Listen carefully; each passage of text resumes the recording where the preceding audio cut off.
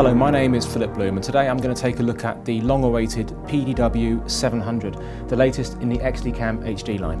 I would consider this the top of the range of the XDCAM line. You have the solid-state EX series, the half-inch optical disc F series, and now this.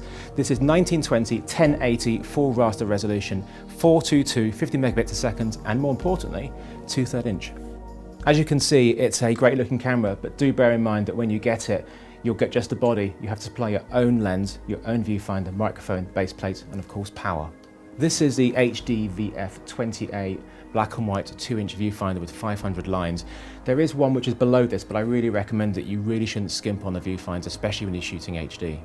If you're familiar with any professional Sony camera, you'll be right at home with one of these cameras. Most of the buttons are in the same place as you'd expect to find them. Let's start at the front. We've got a record button, shutter button, white balance and mic level, exactly what you expect to find them. Something I've not come across before is a front earphone as well as a rear earphone, which is quite nice, so you can have your sound recordist monitoring audio as well as yourself. We have 4 signable buttons. We have 2 on top and we have 2 here. One of them is actually a switch, which is very nice. This is the first camera that can record full digital audio at 24 bits. It has 4 audio inputs. It has 2 at the back here, which is switchable between channels 1 and 2 and 3 and 4. The other 2 inputs are on the front. You have a stereo input here.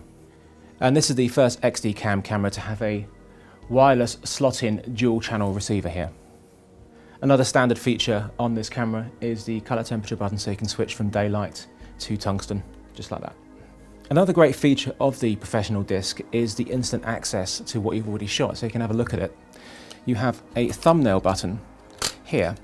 So as you can see, we can look back at clips, view them back as you would with tape, instant access. But if you see something you need to shoot straight away, you hit record, it instantly goes into record away from playing back the thumbnail. When shooting with the F-series XDCAM cameras, some sound recorders would complain that the cameraman was masking the actual screen so they couldn't check levels. Sony have listened to them and moved the screen back here where the original standard definition XDCAM cameras had their LCD screens. Another nice addition is the little LCD screen here, which tells you your time code and your disk and battery status, so you don't have to have your LCD screen on the whole time, saving on battery. Now, although they did listen to people's complaints about the position of the screen, it didn't actually improve the screen itself, which is a shame because the EX1 itself has a fantastically sharp screen. This is the same as the F350, and it would have been nice to have something a little bit sharper, more usable as a proper LCD, whereas this is really just for information only. One thing I found when using this is to access the thumbnails, if you try and open this, it brings the whole thing down and it just feels a little bit flimsy. This side for the audio can come down on its own, but it's not the same for the thumbnails, and I don't know why they've not made them separate and individual. This is the Ethernet port, so you can play your pictures straight into a network, and next to it is the USB socket, which is for future accessories. On the back we have the usual connections as well as a few extras. We have the earphone, which we talked about earlier. We have the remote socket, we have the DC in, we have 2 HD SDI outs, which are both capable of SDI. We have the audio switches at the top here, we have the audio inputs here, and we have the 5-pin XLR out here.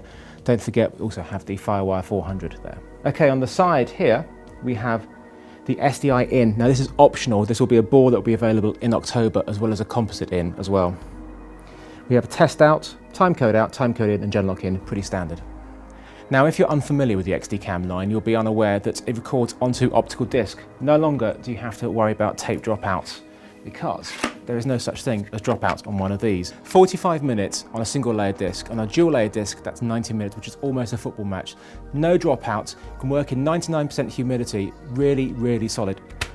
I've shot at about 250 of these and never had a problem. It is really, really robust. If, like me, you're a freelance cameraman or you are a buyer for a company, you have that dilemma of what to buy when it comes to new cameras. It was the same with SD cameras, and it's the same with HD cameras. There's HD Cam out there, DVC Pro HD, XDCAM HD now. It's very, very confusing. So what would you buy? You need something which can satisfy all sorts of different markets and different parts of the business. Come October, this camera will do everything you need a camera to do. There will be an SD upgrade, which will let you record in DV-Cam and IMX.